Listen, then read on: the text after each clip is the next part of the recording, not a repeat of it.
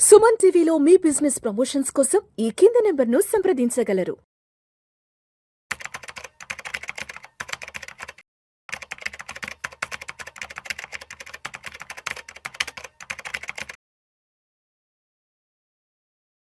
Suman TV ప్రేక్షకులకు స్వాగతం. నేను doctor Anil Kumar Bachchu, certified financial ప్లానర్ని and mutual fund distributor. SEBI last week ఒక కొత్త నిర్ణయం తీసుకుంది. ఏంటంటే ఇంతకుముందు రిటైర్మెంట్ ఫండ్స్ అని, చిల్డ్రన్స్ ఎడ్యుకేషన్ ఫండ్స్ అని 2 రకాల మ్యూచువల్ ఫండ్ కేటగిరీస్ ఉండే అన్నమాట. వాటిని తీసేసి వాటి స్థానంలో ఇంతకుముందు ఎన్పిఎస్లో ఎట్లాగా ఉందో లైఫ్ సైకిల్ ఫండ్స్ అనే కొత్త కేటగిరీని తీసుకురాబోతోంది అని ఆదేశాలు ఇచ్చింది. అండ్ మ్యూచువల్ ఫండ్ కంపెనీస్ కూడా త్వరలో లైఫ్ సైకిల్ ఫండ్స్ అనేవి రాబోతున్నాయి. ఇది కొత్త కేటగిరీ ఆల్ టుగెదర్ మ్యూచువల్ ఫండ్స్లో ఇండియాలో మొదటిసారి రాబోతున్నాయి. సో చాలామందికి ఏంటంటే ఈ లైఫ్ సైకిల్ ఫండ్స్ అంటే ఏంటి అనే క్యూరియాసిటీ ఉంది. అవి ఎలా పనిచేయబోతున్నాయి, ఎందుకు ఈ లైఫ్ సైకిల్ ఫండ్స్, ఎందుకు సెబీ సడన్గా ఇది ఇంట్రడ్యూస్ చేసింది, ఎవరికి పనికొస్తుంది, దీనివల్ల అడ్వాంటేజెస్ ఏంటి, డిసడ్వాంటేజెస్ ఏంటి, అండ్ దీంట్లో ఉండే ఇన్వెస్ట్మెంట్ ఎక్కడికి వెళ్తుంది, ఇన్వెస్ట్మెంట్ దీనివల్ల బెనిఫిట్స్ ఏంటి, రకాలు ఉన్నాయా ఏమైనా అనేది త్వరలో నేను ఈ వీడియోలో ఎక్స్ప్లెయిన్ చేయబోతున్నాను. ఫస్ట్ థింగ్ చూసుకుంటే ఇది February 26 నేను చెప్పినట్టు ఆ రోజు సెబీ ఇచ్చిన కొత్త నోటిఫికేషన్లో ఈ కొత్త కేటగిరీ అండ్ రేషనలైజేషన్ చేశారు.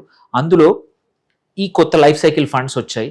ఇక్కడ ఇంపార్టెంట్ థింగ్ ఏంటంటే ఇది long term, goal based, at the same time ఒక స్ట్రక్చరు, ఆటోమేషన్. అంటే మాటికి మామూలుగా ఏమంటాము మనము ఒక 15 ఏళ్ళు ఆర్ 20 ఏళ్ళకి నేను రిటైర్ అవ్వాలి అనుకుంటున్నాను. రిటైర్ అయ్యే టయానికి మార్కెట్కి ఎక్స్పోజర్ ఎక్కువగా ఉంటే, ఎగ్జాంపుల్ ఇప్పుడు చూసుకుంటే ఇప్పుడు అమెరికా ఇరాన్ యుద్ధం ఏదైతే జరుగుతుందో దానివల్ల మార్కెట్స్ చాలా కరెక్షన్ వచ్చింది. సపోజ్ మీ అవసరం అనేది ఈ టైంలో వచ్చుంటే మార్కెట్స్ మీద ఎగ్జాంపుల్ మీద ఒక కార్పస్ ₹1,00,00,000 క్రియేట్ చేశారు. బట్ ఈ లాస్ట్ 1 మంత్లో ఆ 15 రోజుల్లో మార్కెట్ ఒక 25-30% అంటే ₹1,00,00,000 75-80 లక్షలకు పడిపోతే ఇట్స్ వెరీ డిఫికల్ట్ మన అవసరం అప్పుడు. అలా కాకుండా ఏం జరుగుతుందంటే ఈ లైఫ్ సైకిల్ ఫండ్స్లో మన గోల్ అంటే మన విత్డ్రావల్ గోల్ దగ్గరకు వచ్చినప్పుడు ఇది ఈక్విటీ నుంచి మోస్ట్లీ డెట్కి షిఫ్ట్ అయిపోతుంది. దేర్ బై ఏంటంటే మన గోల్ అనేది పక్కా మనం అనుకున్నట్టు రీచ్ అవుతుంది. ఇందులో మన డిసిషన్ ఏమీ ఉండదు, ఇక్కడ ఆటోమేటెడ్ అవుతుంది. ఇట్లాంటి ఫండ్స్ ఇప్పటికీ కొంచెం ఆల్రెడీ ఎన్పిఎస్లో ఉన్నాయి. బట్ దాన్ని కూడా ఇంకా స్ట్రీమ్లైన్ చేస్తూ much better category of mutual funds ఈ లైఫ్ సైకిల్ ఫండ్స్ రాబోతూ ఉన్నాయి. సో ఇందులో మనం చూసుకుంటే ఇవి కూడా ఓపెన్ ఎండెడే ఉంటాయి, ఇవి క్లోజ్డ్ ఎండెడ్ కాదు.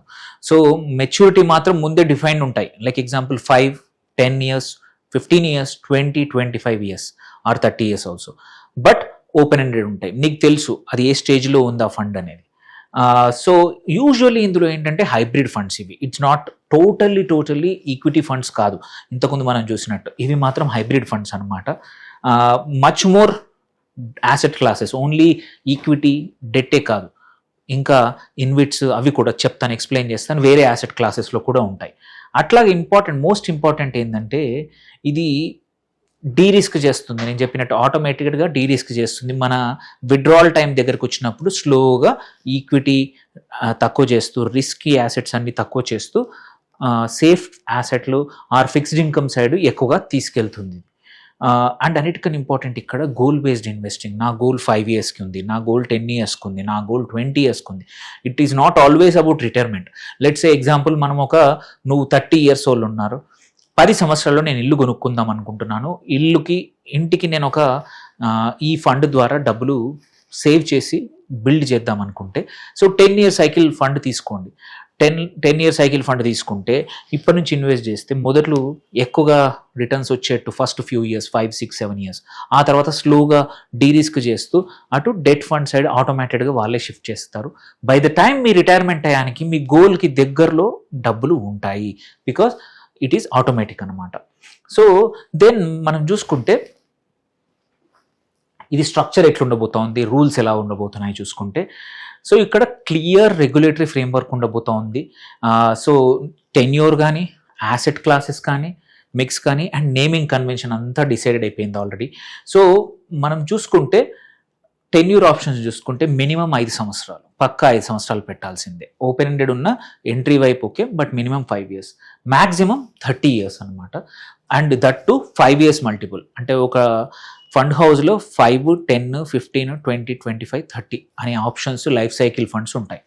సో ఇక్కడ చూసుకుంటే 6 active life cycle funds at a time ఒక ఏఎంసి అంటే HDFC mutual fund company, ICICI, they can have 6 different life cycle funds అనమాట. సో అండ్ ఇక్కడ స్కీమ్ నేమ్లోనే మెచ్యూరిటీ ఇయర్ కూడా డిఫైన్డ్ అవుతుంది. ఎగ్జాంపుల్, ఈ సంవత్సరం ఇష్యూ అవుతున్న కొత్తగా లైఫ్ సైకిల్ ఫండ్ 5 years వస్తుంది, ఇవాళ 2026. సో ఆ fund name will be 2031 fund name అనమాట. సో ఎవరికైతే 2031లో మీ గోల్ ఎండ్ అవబోతుందో వాళ్ళు ఈ ఫండ్లో ఇన్వెస్ట్ చేసుకోవచ్చు. అట్లాగే 2036, 2041 అట్లా ప్రతి 5 yearsది ఫండ్లోనే ఆ ఫండ్ నేమ్లోనే ఇయర్ కూడా మెన్షన్ అయి ఉంటుంది. దేర్ బై మనకు అది సూటబుల్ అవుతుందా లేదా, మన గోల్కి దగ్గరగా ఉంటుందా లేదా అని తెలిసిపోతుంది. దెన్ ఇందులో ఏ ఫండ్స్లో ఎక్కడ ఇన్వెస్ట్ చేస్తారనే క్వశ్చన్ చాలా కామన్. సో ఇప్పుడు ఇంపార్టెంట్ ఏంటంటే ఇది రెగ్యులర్ హైబ్రిడ్ ఫండ్స్ లాగా ఓన్లీ 2 యాసెట్స్, ఏది ఈక్విటీ ఇదే కాకుండా మీరు ఈక్విటీలో చేస్తారు, డెట్లో కూడా చేస్తారు, ఇన్విట్స్లో కూడా చేస్తారు, infrastructure funds, infrastructure investment trust అంటాము, అట్లాగే రీట్స్లో కూడా చేస్తారు, గోల్డ్ ఈటీఎఫ్స్ అండ్ సిల్వర్ ఈటీఎఫ్స్లో లిస్టెడ్ వాటిల్లోనే. So then exchange traded derivatives ఏవైనా సరే అవి కూడా గోల్డ్ అండ్ సిల్వరే. సో వీటిలోనే మాత్రం ఈ 4-5 యాసెట్ క్లాసుల్లో చేస్తారనమాట. దేర్ బై ఏంటంటే డైవర్సిఫైడ్ మిక్స్ ఉంటుంది, రిలేటివ్లీ రిస్క్ అనేది తక్కువగా ఉంటుంది వేరే మ్యూచువల్ ఫండ్స్ కన్నా మల్టిపుల్ యాసెట్ క్లాస్ ఉండడం వల్ల. మీరు ఎగ్జాంపుల్ చూసుకుంటే ఇక్కడ ఉంటుంది, ఒక ఎగ్జాంపుల్ తీసుకుందాం. ఆటోమేటిక్ డీ రిస్క్ ఎట్లా జరుగుతుంది, ఈ ఈక్విటీ అనేది ఫస్ట్ ఇక్కడ ఉన్నది స్లోగా గ్లైడ్ అయ్యి ఈక్విటీ తక్కువగా అవుతుంది అనమాట. అంటే by the time me end goal వచ్చేంత వరకు ఈక్విటీ 0 అయిపోతుంది ఆర్ తగ్గిపోతుంది. సో ఎగ్జాంపుల్ తీసుకుంటే ఒక 15 years ఫండ్ ఉందనుకోండి, 15 years ప్లస్ ఫండ్ ఉంటే అందులో equity allocation can be 65% minimum, maximum 95% అనమాట. సో ఎందుకు అగ్రెసివ్ గ్రోత్ని టార్గెట్ చేస్తూ ఫస్ట్ ఇక్కడ పెడతారు. By the time 10 to 15 years ఓల్డే ఫండ్ ఉంది అనుకుంటే 65 to 80% ఈక్విటీలో పెట్టచ్చు, ఇక్కడ గ్రోత్ ఓరియంటెడ్. వెరాజ్ ఒక ఫండ్ టైమ్ 5 to 10 years మధ్యలో ఉంటే అక్కడ 50 to 65% మాత్రమే ఈక్విటీలో పెడతారు, ఎందుకంటే ఇక్కడ more of a balanced growth అనేది టార్గెట్. దెన్ మీ fund 3 to 5 years expiry, example మనం 28లో చూస్తున్నాము, 31 years 2031 ఎక్స్పైరీ చూసుకుంటే మోస్ట్ ప్రాబబ్లీ దాంట్లో 35 నుంచి 50% మాత్రమే ఈక్విటీ ఇన్వెస్ట్మెంట్ ఉంటుంది. అండ్ ఇక్కడ మోడరేట్ గ్రోత్కి టార్గెట్ చేస్తుంటారు, ఎందుకంటే నీ గోలు తొందరగా రాబోతుంది, నెక్స్ట్ 3 yearsలో రాబోతుంది. అదే 1 to 3 yearsలో ఫండ్ ఎగ్జిట్ అంటే ఎక్స్పైరీ అవ్వబోతుంటే అప్పుడు ఓన్లీ 20 నుంచి 35% మాత్రమే ఈక్విటీకి వస్తుంది, కన్జర్వేటివ్ వెళ్ళిపోతుంది. By the time it's less than 1 year ఒక ఫండ్కి వచ్చేంత వరకు ఓన్లీ ఈక్విటీ లెస్ దాన్ 20% అవుతుంది. దేర్ బై క్యాపిటల్ అనేది పక్కా ప్రిజర్వ్ అవుతుంది. అంటే నువ్వు భయపడాల్సిన అవసరం లేదు, అరే నేను నెక్స్ట్ ఇయర్ నా గోల్ రాబోతోంది అన్నప్పుడు ఈ లైఫ్ సైకిల్ ఫండ్లో పెట్టుంటే మీకు ఏం ఇష్యూ ఉండదు, ఎందుకంటే యుద్ధం వచ్చినా ఇక్కడ by the time mostly debt పోర్షన్లోనే డెట్ మార్కెట్లోనే ఇన్వెస్ట్ అయి ఉంటుంది కాబట్టి ఈక్విటీ లెస్ దాన్ 20% ఉంటుంది. కాబట్టి మీరు అనుకున్న గోల్ మీరు ఎంతైతే చూసారో అంత అమౌంట్ దగ్గరికి వచ్చే అవకాశాలు ఉన్నాయి ఈ లైఫ్ సైకిల్ ఫండ్లో అన్నమాట. సో ఇది ఎవరికి ఎందుకు అనేది క్విక్గా చూద్దాం. So it is discipline investors కోసము అండ్ లాంగ్ టర్మ్ ఇన్వెస్టర్స్ కోసం, ఆ రెండు ఉన్న ఇన్వెస్టర్స్ కోసం మాత్రం ఇది పనికొస్తుంది. ఇది పేషెన్స్ ఉన్న వాళ్ళకే, ఎక్కువ రిటర్న్స్ రావాలని ఇంపేషెంట్ ఉన్న వాళ్ళకి మాత్రం లైఫ్ సైకిల్ ఫండ్స్ సూట్ అవ్వవు. సో అండ్ ఇంపార్టెంట్ ఏంటంటే ఇది యూజువల్లీ ప్రీమెచ్యూర్ రిడెంప్షన్స్, అంటే తొందరగా ఇన్వెస్ట్ చేసి మధ్యలోనే తీసేసుకునే వాళ్ళు మాత్రం డిస్కరేజ్ చేస్తుంది by way of extra exit load అనమాట. సో మనం చూసుకుంటే టైర్డ్ ఎగ్జిట్ లోడ్, అదే అని చెప్పింది నేను. సో ఇక్కడ 3% ఎగ్జిట్ లోడ్ అవుతుంది ఫస్ట్ ఇయర్లో నువ్వు పెట్టిన ఇన్వెస్ట్మెంట్లో మొదటి సంవత్సరమే విత్డ్రా చేస్తే. ఇది ఇట్స్ వెరీ సింపుల్. ఇక్కడ ఏంటంటే లాంగర్ ఇన్వెస్ట్మెంట్ని ప్రమోట్ చేస్తుంది. అదే 2% with in the 2 years, 1% 3 years లోపలైతే, బియాండ్ 3 years అయితే 0 exit load. This is more like PMS కానీ ఏఎఫ్ కున్న స్ట్రక్చరే ఇక్కడ కూడా. సో బేసికలీ ఏంటంటే impulsive investment, impulsive early exit కాకుండా ఉండడానికి ఇది. దెన్ ఇంకొకటి ఏంటంటే ఆర్బిట్రాజ్ ఫ్లెక్సిబిలిటీ కూడా ఉంది. సో ఇక్కడ 5 years అండ్ లెస్ మెచ్యూరిటీ ఉన్న వాటికి ఫండ్ మేనేజర్స్ కావాలంటే 50% ఈక్విటీ ఆర్బిట్రాజ్ కూడా వాడుకొని సో ఇది యాజ్ లాంగ్ యాజ్ ఈ 65 to 75% ఈక్విటీ బ్యాండ్ అనేది ఉంటుంది. సో వాళ్ళు కూడా వాడుకోవచ్చు ఇన్వెస్ట్మెంట్. అండ్ కావాలి అంటే ఏదైనా 2 ఫండ్స్ 1 year ఎగ్జిట్ దగ్గర లైఫ్ సైకిల్లో ఉన్నప్పుడు కావాలంటే మర్జర్ చేయొచ్చు. But with investors permission AMC తీసుకుంటుంది. అదొక ఆప్షన్ ఇచ్చారు. అండ్ బెంచ్ మార్క్ కూడా దీనికి ఫ్రేమ్వర్క్ సెట్ చేశారు. సో మీరు చూసుకుంటే దీనికి మల్టీ యాసెట్ ఫండ్ ఏదైతే ఉందో అది బెంచ్ మార్క్ లాగా ఇచ్చారు. సో దేర్ బై మనం బెంచ్ మార్క్ కన్నా మన ఫండ్ మేనేజర్ బాగా పర్ఫామ్ చేస్తున్నాడా లేదా అనేది కూడా తెలుసుకోవచ్చు. అండ్ లాస్ట్ చూసుకుంటే ఇది కన్వీనియన్సా రియాలిటీయా అనేది ఒక చిన్న నా వైపు నుంచి రివ్యూ చూసుకుంటే, ఒకటి there is a chance portfolio overlap risk అనేది కొంచెం ఉంటుంది ఇక్కడ. సో ఎందుకంటే ఫిక్స్డ్ ఇన్కమ్ మనం మల్టిపుల్ ఎవరు కూడా ఓన్లీ లైఫ్ సైకిల్ ఫండ్లోనే ఇన్వెస్ట్ చేయరు, వేరే వాటిల్లో కూడా చేస్తూ ఉంటాము. అలాంటప్పుడు there is that is one. But it is not a major risk for most of us. As long as మన రిటర్న్స్, మనం పెట్టిన డబ్బులు సేఫ్గా ఉన్నాయంటే చాలు, మనం అనుకున్న గోల్ రీచ్ అవుతుందంటే చాలు. అండ్ ఇంకొకటి ఏంటంటే ఇక్కడ ఫండ్ మేనేజర్ రిస్క్ ఎందుకు అంటున్నామంటే మల్టిపుల్ యాసెట్ క్లాసెస్ ఉన్నాయి. సో మల్టిపుల్ యాసెట్ క్లాసెస్ ఉన్నప్పుడు ఏ ఫండ్ మేనేజర్ కూడా అన్నిట్లలో ఎక్సెల్ అవుతాడు, కరెక్ట్ డిసిషన్స్ తీసుకుంటాడు అనేది అది ఒక మేజర్ రిస్క్.